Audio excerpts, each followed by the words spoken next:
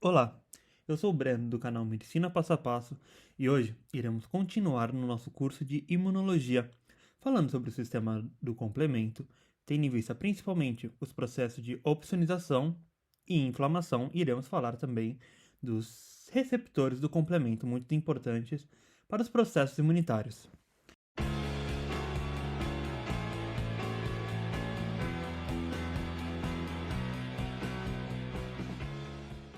Através da opsonização de bactérias e a indução da inflamação, o sistema do complemento consegue estimular a fagocitose, estimulando assim tanto a imunidade inata quanto a imunidade adaptativa, pois, por exemplo, os macrófagos possuem receptores que reconhecem C3b ligados a micro-organismos, que assim irá ser induzida a fagocitose por parte dos macrófagos, e os macrófagos vão assim poder apresentar os antígenos desses micro-organismos para os linfócitos desenvolverem uma imunidade mais específica.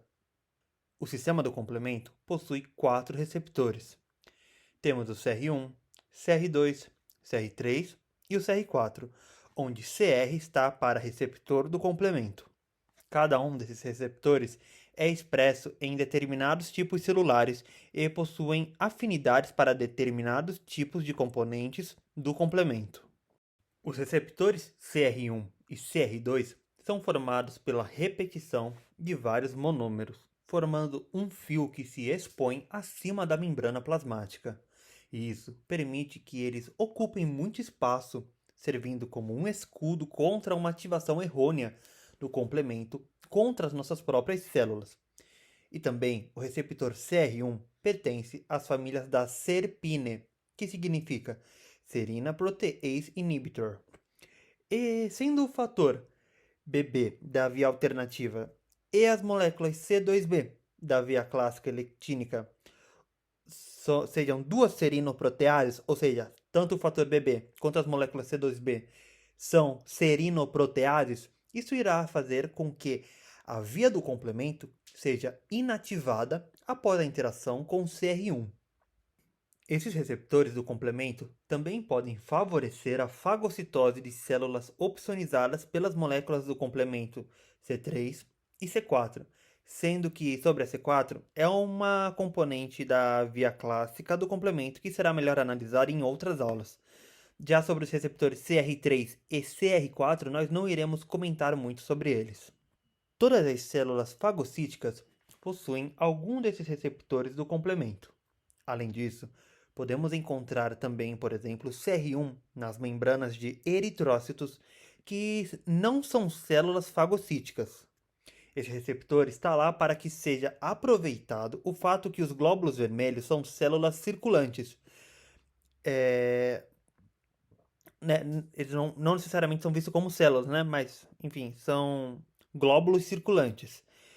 E assim, se aproveita esse fato que eles circulam para aproveitar e transportar aos órgãos imunitários os complexos anticorpo-bactéria e também outras substâncias estranhas opsonizadas, para que assim elas sejam então destruídas. Como por exemplo, o que acontece quando esses complexos ligados aos eritrócitos chegam no fígado através da circulação sanguínea. Lá, os eritrócitos transferem os complexos imunes para os macrófagos especializados do fígado, que se chamam células de Kupffer, e que também possuem o receptor CR1, além de vários outros receptores também capazes de se ligar a esses complexos imunes. E caso esse sistema de transporte e transferência dos complexos imunes não ocorra adequadamente, eles irão se acumular no sangue, podendo se acumular sucessivamente nos glomérulos renais e causar, por exemplo, glomerulonefrites. O receptor CR2, por sua vez, também é encontrado nos linfócitos B e nas células foliculares dendríticas, que não são células fagocíticas. Lembrando que os linfócitos B conseguem realizar pinocitose, porém não fagocitose, enquanto as células foliculares dendríticas, que se encontram nos folículos dos linfonodos, são as únicas células dendríticas incapazes de realizar fagocitose. A interação do receptor CR2 pelos linfócitos B e pelas células foliculares dendríticas é essencial para o amadurecimento da resposta imunitária adaptativa, pois, primeiramente, ocorre a formação de anticorpos IgM para um primeiro combate mais específico ao microorganismo invasor, que deverá formar imunocomplexos que estarão também opsonizados por C3b ou C4b, para que tanto ocorra uma destruição desses microorganismos, quanto também ocorra uma captação deles pelas células foliculares dendríticas dos centros germinativos do folículo linfático. E assim ocorrerá uma sucessiva exposição deles aos linfócitos B, causando uma conversão da resposta imunitária de IgM para IgG, além de ocorrer também o desenvolvimento de uma memória imunológica. Apenas lembrando que esses processos serão conversados com muito mais detalhe em outras aulas. Porém, caso ocorra previamente da infecção primária uma superativação do sistema complemento, como por exemplo após uma indução pelo fator veneno de cobra, quando ocorrer a infecção primária, não irá ocorrer uma opsonização por C3b ou C4b, porque não vai ter mais essas moléculas, elas já vão ter sido utilizadas graças a essa superativação do sistema do complemento. E caso ocorra a resolução da infecção por outros meios, não irá ocorrer o desenvolvimento de uma memória imunológica, e a resposta frente a uma infecção secundária irá ser igual à resposta da infecção primária.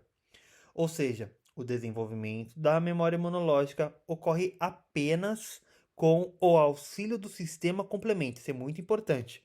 Mais uma vez, o desenvolvimento da memória imunológica ocorre apenas com o auxílio do sistema complemento. Durante a cascata de ativação do complemento, analisamos como ocorre a síntese de C3A e C5A, e elas conseguem estimular um processo inflamatório. C3A e C5A são pequenos peptídeos, e essa reduzida dimensão facilita então a sua difusão pelos fluidos biológicos, facilitando as suas ações. Essas duas proteínas podem ser denominadas como anafilotoxinas, que conseguem promover a vasodilatação de vasos, além de estimular que moléculas endoteliais expressem moléculas de adesão que vão facilitar a diapedese. Conseguem também estimular a ação de fagócitos e de mastócitos.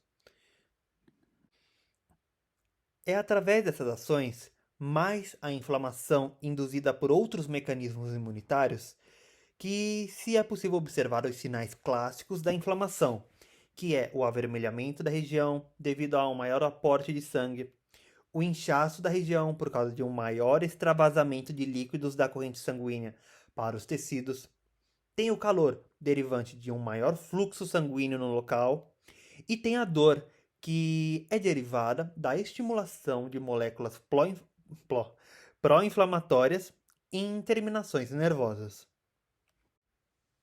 A ação das anafilotoxinas é possível através de uma arginina terminal em sua estrutura, pois é através dessa arginina que ocorre a ligação das anafilotoxinas nos receptores das células-alvo.